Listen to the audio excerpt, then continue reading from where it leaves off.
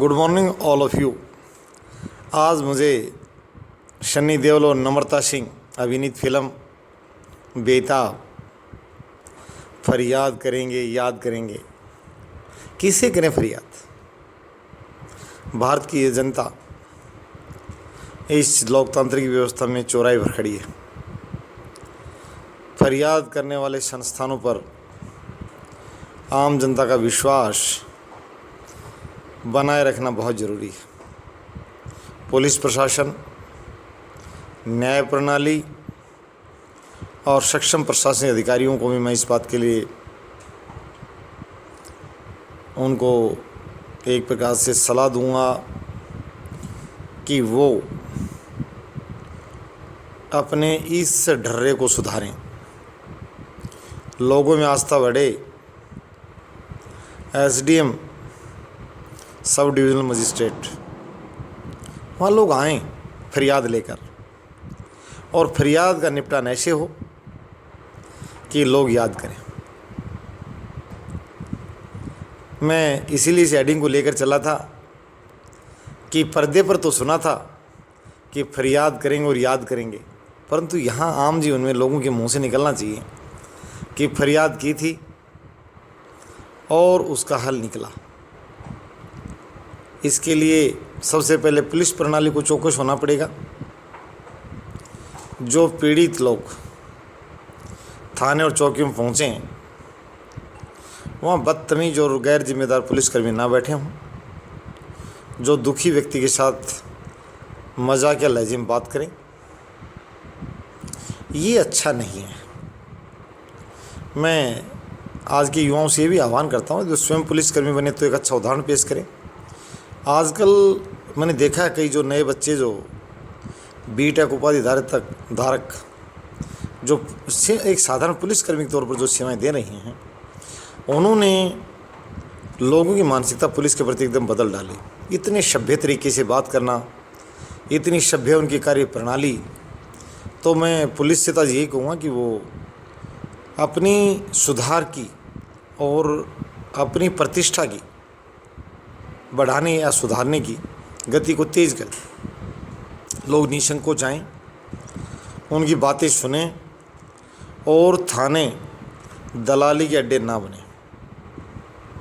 समय समय पर ये इस तरह के जो मामले सामने आ रहे हैं महाराष्ट्र और दिल्ली और अन्य जगह की, भाई थानों में ये होता है, थाने में नियुक्ति इस प्रकार की, मैं उस बात पर नहीं जाना चाहता अप्रमाणिक बातों पर मेरा ये कहना है कि विशेष रूप से पुलिस प्रणाली को और आईपीएस लॉबी को भी मैं ये आह्वान करता हूँ कि वो अपनी दक्षता प्रदर्शित करें, अपनी योग्यता प्रदर्शित करें।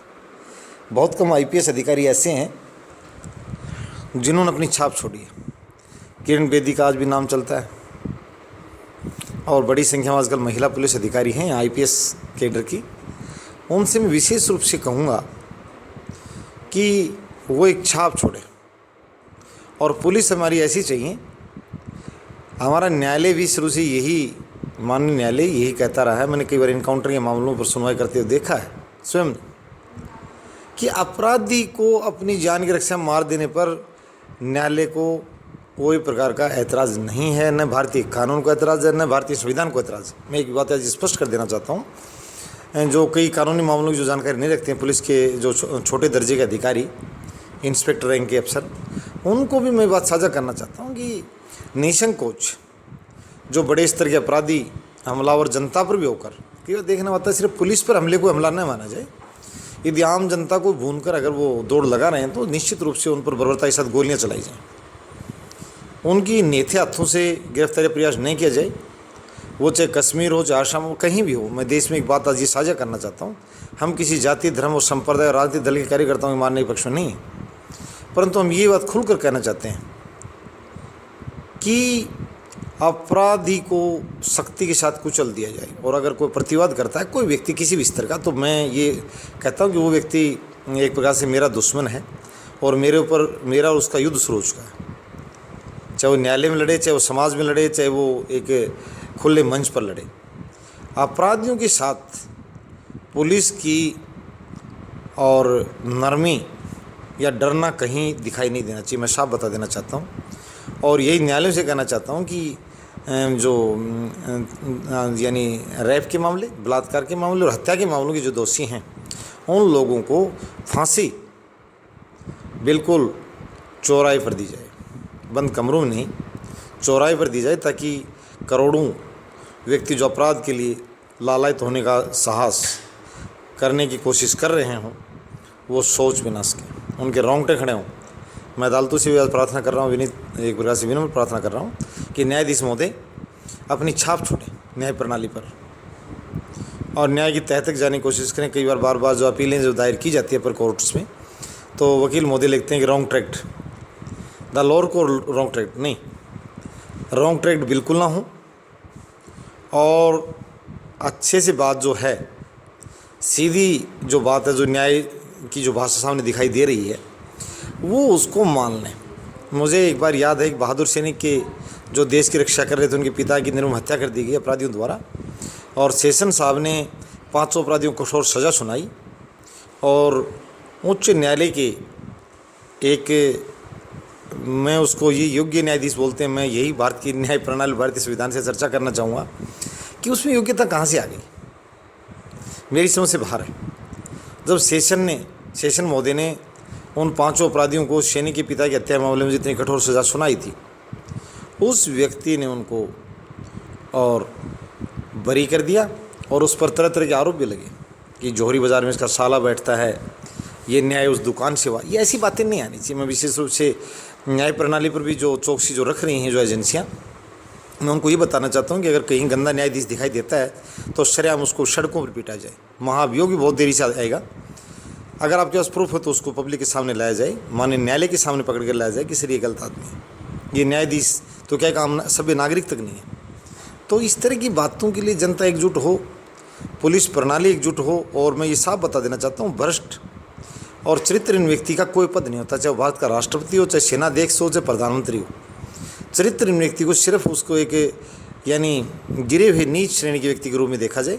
मुझे एक बार याद है रामनरेश यादव जो मध्य प्रदेश का राज्यपाल था, नारायण दत्त तिवारी जो आंध्र प्रदेश का राज्यपाल था, और दोनों बहुत ही संगीन आरोपों में ये लोग उच्च न्यायालय के मुख्य न्यायाधीश को शपथ दिलाने तक का काम करते हैं। इन दोनों के बारे में समय समय माननीय न्यायालयों को प्रतिकूल टिप्पणियां करनी पड़ी कि आप एक बहुत महत्वपूर्ण पद पर बैठे हैं और आपके आचरण को देखते हुए ऐसा लगता है कि आप इस पद को छोड़ दें, और उनसे राज्यपाल के पद से इस्तीफा दिलवाकर वो लोग आगे बढ़े। तो आज मैं ये कहना चाहूँगा कि फरियाद करेंगे, याद करेंगे, तो ऐसे पुलिस अधिकारी भाइयों से मैं आज निवेदन करता हूँ कि वो चैनल को सुने और भारत की जो IPS लॉबी जो पूरी है, आज से अपनी तीर कमान संभाल ले हनुमान जी बनने के लिए और बुराई का विनाश करने के लिए, निश्चित रूप से। और इसी प्रकार से मैं न्यायाधीश और न्याय प्रणाली के बारे में कहना चाहूँगा कि सभी न्यायाधीशों से कि प्लीज़ गिरी हुई हरकतें ना करें। बार बार ये लिखने की नौबत ना आए कि रॉन्ग ट्रेड कुछ नहीं है, आपके सामने बिल्कुल चीज़ें। बार बार वकील एक बार नहीं उसको 100 बार बुला लो। न्याय इतना ट्रांसपेरेंट होना चाहिए कि बहुत अपवाद स्वरूप कोई संवैधानिक या नागरिक मामलों में कई बार सुनने में आता है। इलाहाबाद हाईकोर्ट की टिप्पणियाँ बड़ी महत्वपूर्ण होती हैं। मैं माननीय न्यायालय को इसके लिए सम्मान देना चाहूँगा, नतमस्तक होना चाहूँगा। कई बार कहा इलाहाबाद उच्च न्यायालय एक भारत के जो जितने भी उच्च न्यायालय में या पूरा जुडिशियल सिस्टम के लिए एक रोल मॉडल हैं। और वहाँ न्यायाधीश महोदय ने जब राजनीतिक हत्याओं की, राजनीतिक उत्पीड़न की जब बात सुन रहे थे, उन्होंने कहा कि ये तो अच्छा नहीं है, एक दल की सरकार उसने दूसरे दल के कार्यकर्ताओं को उत्पीड़ित करना शुरू कर दिया, फिर उसको शुरू कर देंगे, क्या हम यही सुनते रहेंगे? अच्छा ये है कि पुलिस प्रणाली को इनसे बाहर निकाल कर एक न्यायाधीश के अधीन कर दिया जाए। बाद में माननीय सर्वोच्च न्यायालय को कहना पड़ा कि आपका सुझाव ठीक हो सकता परंतु माननीय संविधान की भावना के अनुकूल नहीं है और निर्वाचित सरकारी सबसे विश्वसनीय इकाई है इनको संभालने की और इनको डायरेक्शन देने की। तो ये बातें बड़ी बात हैं। इसमें माननीय उच्च न्यायालय इलाहाबाद और सर्वोच्च न्यायालय की जो बातें हैं वो कई बार मैं देखता हूँ बहुत सी बातें मतलब विरोधाभासी होती है। विरोधाभासी मतलब वो संविधान आड़े आ जाता है। कई बार वो कहते हैं कि नहीं भैया ये संविधान की गरिमा के अनुकूल नहीं है। तो वो बातें बड़ी बातें वो चलती नहीं, मैं उस पर नहीं जाना चाहता। आम सड़क पर चलते नागरिक को ऐसा लगना चाहिए कि मैं सुरक्षित देश में घूम रहा हूँ। हमें सिर्फ स्विट्ज़रलैंड यहाँ 2-3 नेता, कोई फ्रांस का उदाहरण दे रहा है, कोई रूस का उदाहरण दे रहा है, कोई स्विट्ज़रलैंड। अरे भैया हमें उदाहरणों से काम नहीं चलेगा हमारा। तुम तो चले जाते हो यार यहाँ से, तुम तो घूमने को कनाडा गया हुआ, को कहाँ गया, को नागरिकता ले रखी है, कोई बसा हुआ। भाई हमें यहाँ जीना है। मैं 125 करोड़ भारतीयों का चैनल ये जो चल रहा है उसकी बात कर रहा हूँ। भैया हमें जीना, हमें न स्विट्ज़रलैंड जाना, हमें न पाकिस्तान जाना, अमेरिका जाना, हमें इस भारत माता पर रहना, ये जीवन यापन करना है और इसी की सेवा करनी। तो मेरा ये निवेदन आज कि पुलिस प्रणाली और न्याय प्रणाली दोनों चौकस हो जाएं और एक अच्छा उदाहरण पेश करें और लोगों की जो फरियाद लेकर आएँ उनकी फरियाद को अच्छे से सुनें। और जो CM पोर्टल, PM पोर्टल जितने भी चले हुए हैं, एक सिर्फ सही शिकायतों को डिस्पोज ऑफ करने की प्रणाली विकसित नहीं करें। जो गलत शिकायतें निश्चित रूप से आप अधिकृत हैं उन पर 182B के तहत कार्रवाई कर सकते हैं। भारतीय संविधान ने आपको अपराध की जो धाराएं उसके तहत शक्ति दी है। मैं मना नहीं कर रहा झूठी शिकायत, परंतु सत्य शिकायतों को डिस्पोज ऑफ करने की प्रणाली विकसित नहीं करनी चाहिए। मैं देख रहा हूँ लंबे समय से ज़्यादातर राज्यों में और केंद्र में जो पोर्टल चल रहे हैं उनसे जनता ज़्यादा संतुष्ट नज़र नहीं आई। ये उचित बात नहीं है। यदि सही शिकायत कोई व्यक्ति लेकर आया है और तो उसका निपटान। और मैं आज सभी को लास्ट में एक बात कहकर विदा करना चाहता हूँ। शेरशाह सूरी जी हमारे भतीजे नहीं हैं, परंतु हम इस बात के लिए अच्छी तरह जानते हैं कि भारतीय न्याय प्रियता अगर की शासक ने आज तक, मैं ये कह रहा हूँ 1556, 55, 54 जो भी शेरशाह सूरी जब तक रहा, चौसा युद्ध के बाद सत्ता उसने हुमायूं से छीनी थी। पर मैं ये कह रहा हूँ कि आज उन बातों को करीब 450 से ज़्यादा अरसा हो गया। शेरशाह सूरी का नाम बिल्कुल एक छत्र चल रहा है। जहांगीर इस चीज़ के लिए जाने जाते हैं कि वो बाहर जंजीर लटकाए रखते थे और जो भी फरियाद लेकर आता था वो कहते हैं फरियाद करोगे याद करोगे। जहांगीर की भी आदत थी। तो मैं आज भी जितने भी मुख्यमंत्री, जिलाधीश महोदय, SDM महोदय और भारत के राष्ट्रपति और प्रधानमंत्री और मुख्य न्यायाधीश, सभी डिस्ट्रिक्टों के सेशंस, SDGMs, जितने भी इकाई के प्रधान है, सभी से विशेष प्रार्थना करता हूँ कि उदाहरण पेश करें और इस तरह की बातें 125 करोड़ भारतीयों के, ये प्रेस में को क्या कर रहा है, अखबार में क्या कर रहा है, उससे हमें को मतलब 125 करोड़ भारतीय ये कहें कि हाँ हम न्यायाधीश न्याय प्रणाली में विश्वास रखते हैं और बड़े अच्छे निर्णय सुनाते हैं। ये सुनने में आना चाहिए। आज भी यदि हम समूह बैठाएंगे निश्चित रूप जो लोग जो पीड़ित थे उनको इकट्ठा किया जाए, उनसे पूछा जाए भाई कौन से न्यायाधीश महोदय हैं रहे हैं जिन्होंने आपकी फरियाद का अच्छे से निपटान किया और आप उनको याद करोगे। तो मैं सभी से निवेदन करता हूँ, हाथ जोड़ के प्रार्थना करता हूँ, जो भी शक्ति, जो भी कुर्सी धारित किए हुए हैं, मैं उनसे विशेष प्रार्थना है कि वो फरियादी जो हैं उनकी शिकायतों का ऐसा निपटान करें कि वो उनको याद करें। धन्यवाद।